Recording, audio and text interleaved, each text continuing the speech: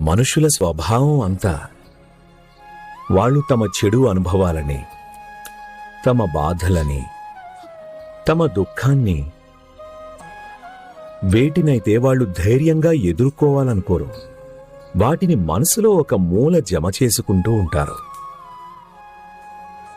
ఎందుకంటే ఆ స్మృతులు ఎప్పటికీ బయటకి రాకూడదు అని.